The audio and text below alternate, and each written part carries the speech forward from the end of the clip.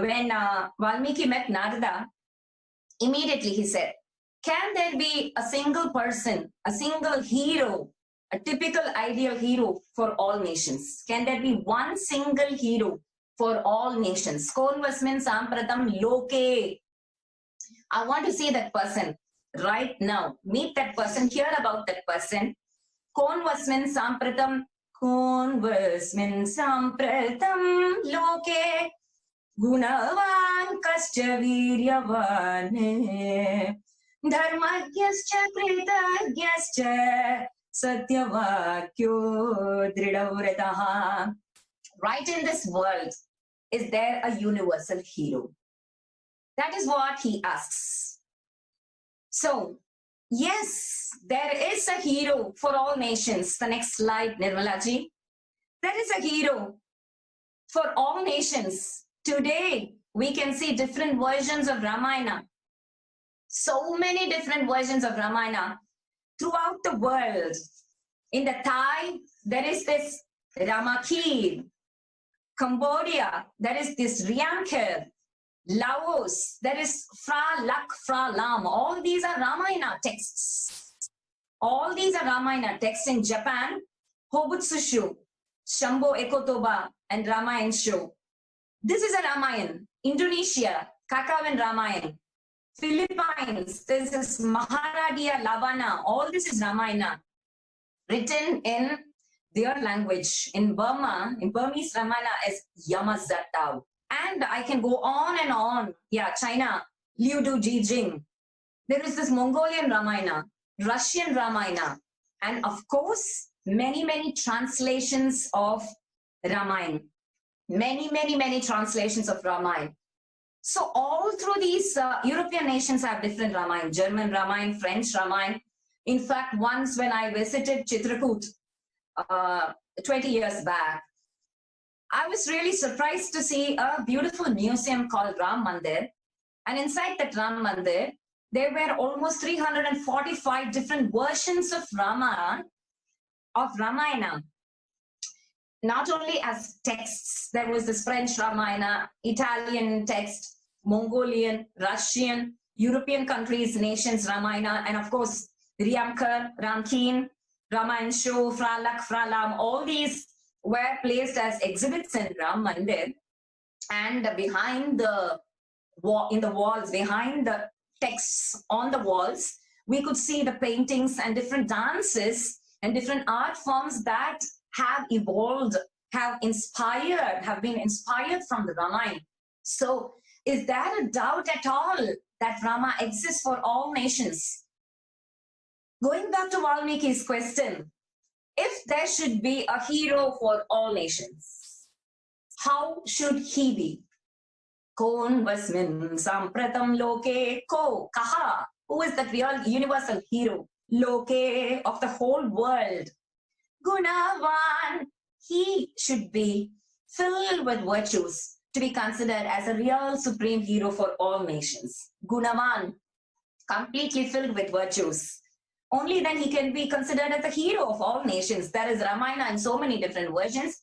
Why does Cambodia need Ramayana? Why does Thailand need Ramayana?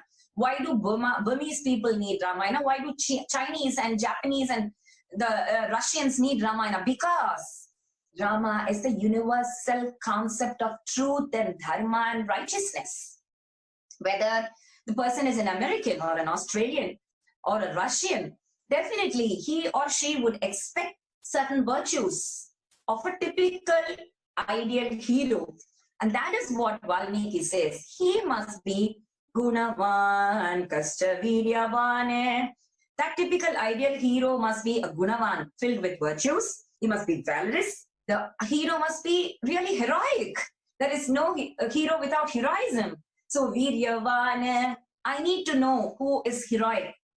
Dharmagyascha, knower of dharma. Kritagnyascha, he should be full of gratitude. He should be Satyavakyo Dridavrataha. He should be a complete, total person of principles, respecting truth, speaking nothing but the truth. Dridavrataha means principled person. Charitrena chako yuktaha. His character must be blemishless, completely filled with chastity and loyalty. We talk of chastity for women, a chaste man. Rama is a typical example. Sarvabhuteshu kohitaha.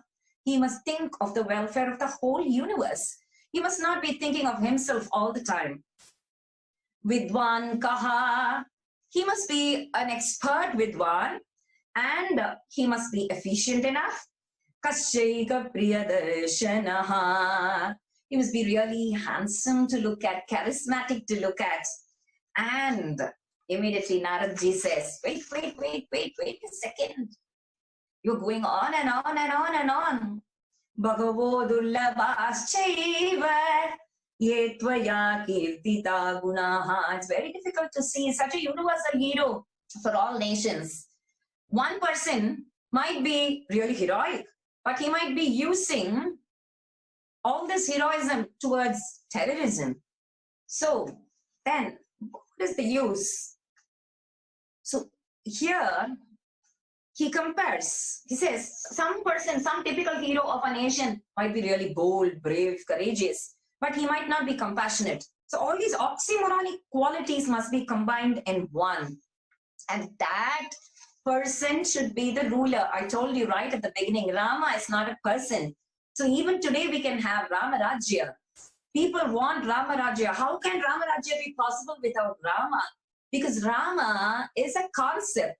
Anybody who follows all these qualities of Rama and becomes a politician and rules the country, rules the nation, then that government becomes Rama Rajya. That government becomes total Rama Rajya in the sense all the citizens are loved. And the citizens love the president or the prime minister of the nation.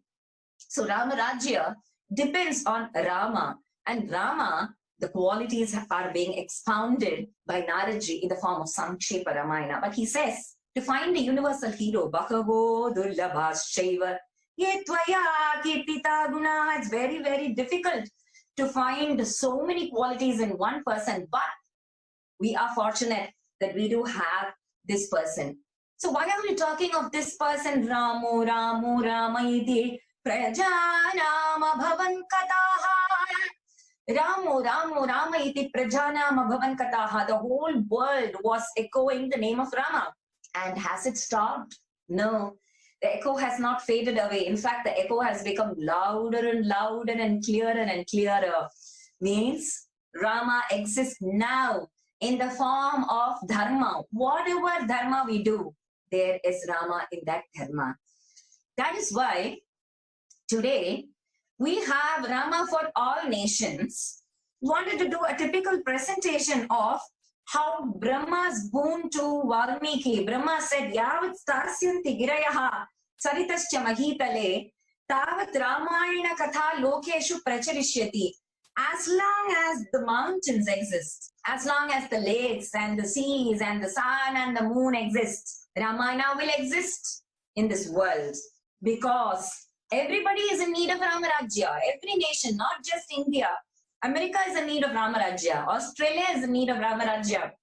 Thailand, the Southeast Asian countries, the East Asian countries, European nations, all African nations, they are all in need of Rama Rajya. And how is Rama Rajya possible? If the president or the prime minister takes up the qualities of Rama as expounded in Ayodhya Kanda, Pratama Sarga, in the first Sarga of Ayodhya Kanda, Pratama Sarga, first Sarga, from I think the Shloka 9 to Shloka 30, it gives the qualities of a politician, of a ruler, and a human being. Of course, the person who leads the government needs to be full of virtues as a human being right at the beginning and as a politician besides that.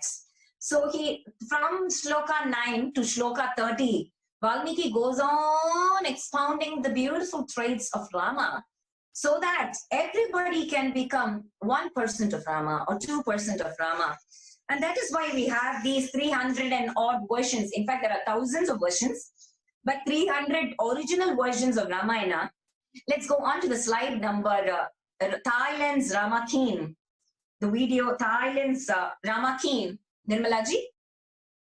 So, I wanted to just do a small glimpse of Rama for all nations. How Thailand's national epic is Ramayana. Many of us don't know. We keep, in fact, protesting to even include Ramayana or Mahabharata in the syllabus for our students. But Thailand's national epic is Rama Keen. Rama Keen, this is one of the paintings in Bangkok's temple, Wat Phru. Thailand's students in school are taught Ramayana. It is a compulsory subject. Why? Because that has nothing to do with religion. It has everything to do with morality, moral science. Ramayana is a moral science.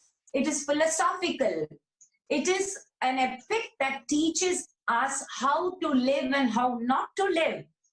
So Thailand's national epic, Rama Keen, is a beautiful epic expounding Ramayana. And here in Thailand, the kings, somebody was writing, we don't need Rama now, we need Ramarajya now. You know something? The kings are named King Rama 1, 2, 3, 4, 5, and 6 in Thailand. Here in India, we are afraid because of the so-called secularism point. But there is nothing religious about Ramayana. Ramayana is a universal epic where Buddhists, Jainists, Muslims, Christians, everybody need Rama because everybody need truth. That person who is not in need of truth might say, I don't need Rama. I don't need the Ramayana because I don't believe in truth. But then his life, his or her life would be just hell.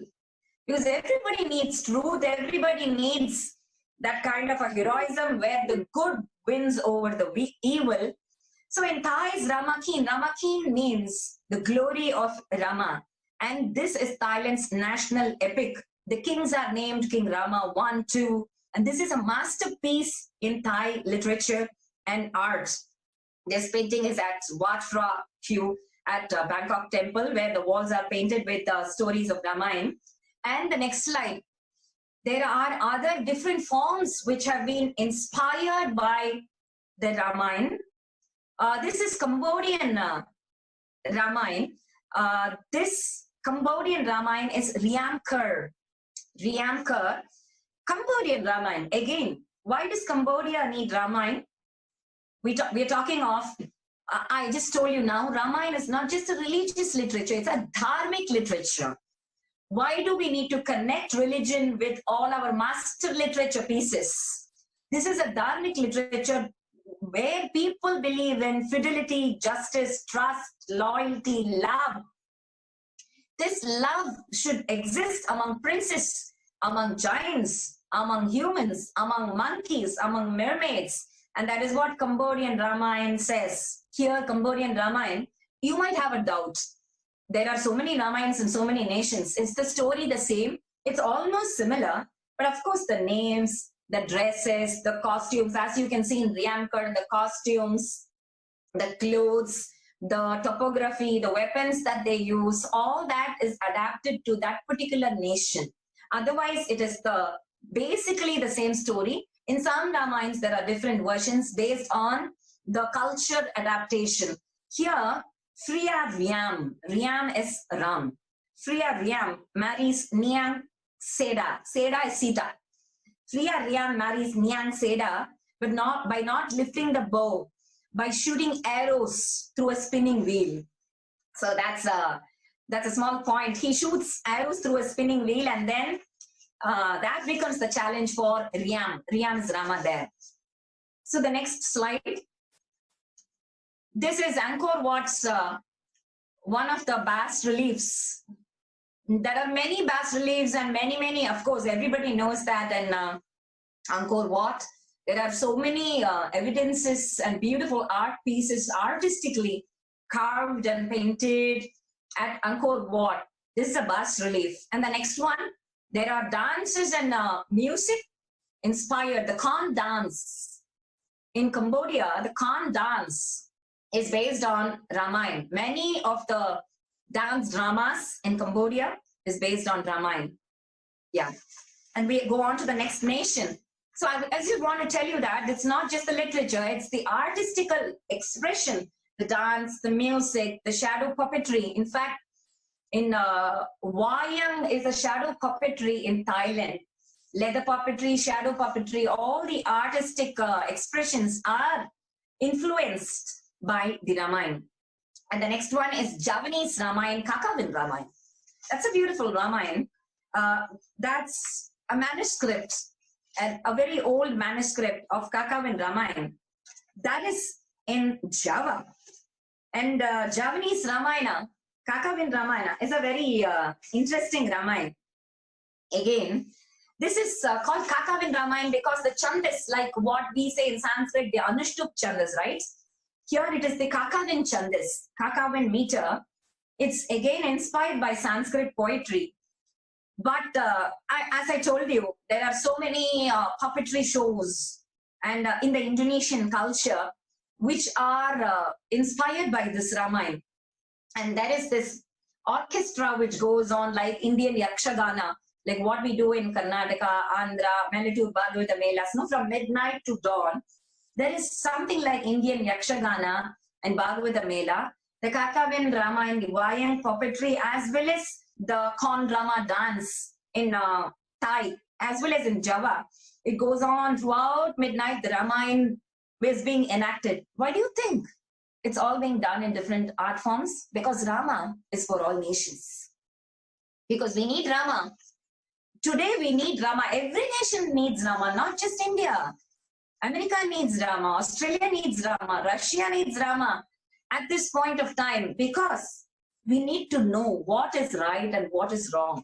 And that literature, Ramayana, is a literature which teaches us what is right and what is wrong. Rama could have very well arrested his mother and father and crowned himself as the king, as many have done in the Mughal emperor reign. If you look at it, they will arrest their fathers, they will put them into the jail and then crown themselves as kings. But Ramayana tells us that that is wrong. Every American or Australian parent, what do they expect of their children? That the children obey them, respect them, love them. If they need that, the typical example would be Rama, because he goes on an exile to satisfy his stepmother, not even his mother. Today, children are not willing to satisfy their mothers. If the mother says, go and study or go and learn some composition of the Swami, they retard back. But here is Rama, who prostrates at the feet of Kaikeyi, his stepmother. So there is this, that is why all these nations need Ramayana more and more and more, and they are trying to portray this in the form of dances, music, drama, then comics, then stage plays, puppetry plays, and so many other different art forms. There is this dance in Java. Can you show the Java ballet, Nirmalaji? The dance ballet in Java. Every time there is a ballet, Javanese ballet, they make it a point. In fact, I told you the Ramayana is a national epic in Thailand. In many of the Southeast Asian countries, Ramayana is the national epic. That is one point to be noted. It's a national epic in many of the Southeast Asian countries. In Philippines too, there is this dance called Single dance. Singkil dance in Philippines. And that is again from Ramayana. So you might be wondering, there is this Buddhist impact in the Southeast Asian countries. So does the Buddhist literature have a Ramayana? Yes, you're right. Fra Lam is the Buddhist Ramayana. Buddhist Ramayana is a very interesting one. I'll just make a point here. Lak is Lakshmana and Lam is Ramayana. Here in Buddhist Ramayana, there is no Ravana. You might be wondering, that's a very interesting point to note. There is no Ravana. Why no Ravana? Because Ahimsa Paramo Dharmaha is the Buddhist culture. You need not have a Ravan, but you do need a Rama. That is my point. You can have a Ramayana without Ravana, but you cannot have a Ramayana without Rama. So Rama should be there for all nations. But today there is Ravana for all nations. Where is the Rama for all nations? In the Buddhist Ramayana, there is no Sita Apaharan because there is no Ravana. So what happens is Rama becomes a Buddhist monk at the end. So this is Fra Lak and Fra Lam. This is the Buddhist Rama, and Rama Pandita is Rama. And he is considered as the previous incarnation of Buddha, and Sita is considered as the incarnation of Yashodhara. The next one, the Jainas also have a Ramayana, Jaina Ramayana. There are many versions in Jaina Ramayana, many versions. Here, I just gave you a script to show that in Jaina Ramayana, there is Ravana, but Rama does not kill Ravana. It is Lakshmana who kills Ravana. So your head is spinning with too many versions. If we listen to this lecture the second time, you might be quite clear about it. That's why I wanted to present slides so that I don't confuse you. In the Buddhist literature, there is no Ravana. In the Jaina Ramayana, there is a Ravana, but it is Lakshmana who kills Ravana. Why? Because Rama is that enlightened soul. Here, Rama is the Jain monk who is totally sattvic. They believe that ahimsa is paramo dharmaha. So the himsa part, the evil part has to be destroyed. So who does it? Lakshmana does it. And they also believe that one day Ravana will also become a Jain Tirthankara. So there is a scope for every person, even the fallen souls, to go to the next level. So that is their culture. But again here, Rama, you need Rama. You can do away with any character in Ramayana. In fact, as per Valmiki Ramayana, every character is very important. You cannot do away with anybody at all. In fact, you might be having a doubt. Oh, why do we need a Ravan at all? That is impractical. In today's world, do you think it's possible to have a world without Ravans at all? No, there are more Ravans than Ramas. So why does Rama in Valmiki Ramayana kill Ravana? He in fact gave Ravana a scope. There is always the good, there is always the evil in the world. I'm just reiterating this point because you should not think that, oh, maybe Valmiki had done a mistake by making Rama kill Ravana. He could have, maybe Ravana could have become a better soul. Rama did give an opportunity to Ravana, even though he had committed the gravest of the grave mistakes. He did give an opportunity. Indrupoi naleva is what Kamban says. You can go, come back again. If you just give back Sita, I don't need war. I need just peace. Is what Rama says. But Ravana is not willing to change. Only then he kills. But why do we need killing? Why is that violence? There you need to take Krishna's verse in Bhagavad Gita.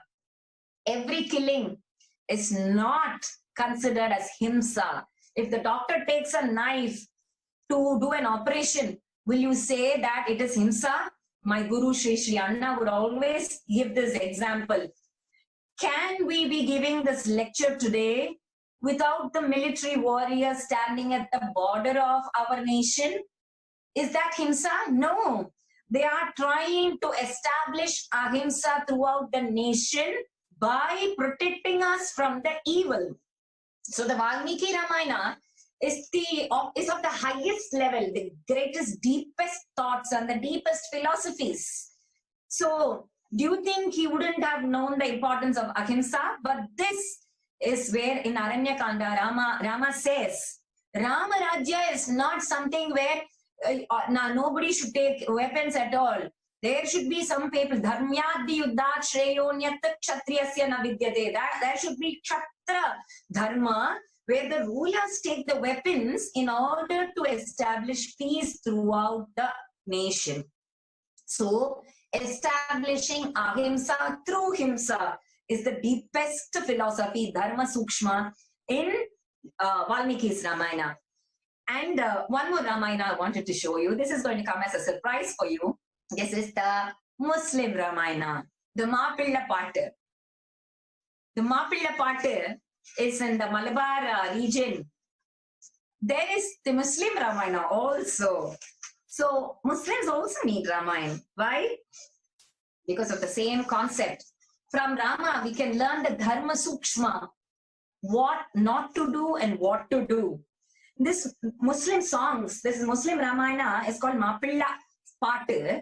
It is a collection of folklore Muslim songs in colloquial Mapilla dialect of Malayalam. It is mixed, interspersed with Arabic, Persian, Hindustani. In the Malabar region of Kerala, they have this Mapilla Ramayana. There is the Sikh version also in Guru Granth Sahib. The philosophy behind Ramayana, Guru Gobind Singh gives the philosophy behind Ramayana. The slides are over. Nirmalaji. You can just, yeah. So here in Guru Granth Sahib, Ravana is the ego part, Sita is Buddhi, and Rama is the inner soul, and Lakshman is the Manas. So every version, every religion, they try to bring out their own ideas. In fact, I'm reminded of this French translator's verse. A French version of Valmiki's Ramayana was given some years back. The French Ramayana, from Valmiki's Ramayana, 7 books of French translation was done by a translator. It was released by a French foreign minister, if I remember, some years back. And he said in his launch, when the book was launched, he said, you might be wondering what a French foreign minister has got to do with Ramayana. But I tell you, Rama has universal appeal, and Ramayana has universal appeal. Ramayana is not a particular religious literature. It is the wisdom that inspires all good things and success. It is the wisdom that inspires the human being to move towards divinity. That a French foreign minister said that at a launch. It is a literature which deals with human emotions. Anybody sitting there in Australia or in Russia or in Mongolia, every woman would expect that her husband loves, truly. Her husband loves her, and the parents will expect the children to love them. The citizens will expect the rulers to really love the citizens and to work for the welfare of the citizens. All these put together is Rama. So here, the French minister says, Ramayana is the wisdom that deals with the goals of human life, Dharma, Artha, Kama, Moksha, and it has a philosophical point. It is the root of culture.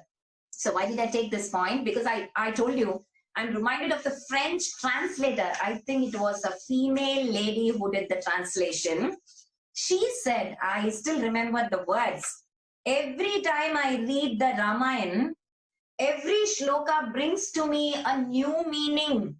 She said these words. The French lady said these words. Each time I read the Ramayana, it brings every shloka, every verse brings to me a new meaning. So I wanted to do this translation of the entire Valmiki Ramayana into French. And thus we have so many translations. I'm just doing the original versions. There are so many hundreds and thousands of translations of Valmiki's Ramayana and other Ramayana into different languages.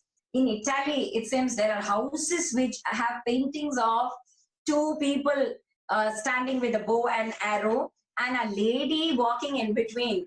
Who else than Rama, Sita and Lakshmana? Always Sita walks in between Rama and Lakshmana. This is in Italy. So I can go on and on and on like this. So basically, you can see that Rama is there for all nations. This is a truth, whether you like it or not. People love it. The Thai people, the Cambodian people, the Laois people, the Javanese people, the Sumatra Islands, Burmese people. Yamayana is Ramayana in Burma. Yamayana, Yama, the Rama becomes Yama in Burma. So that is also the national epic of Burma.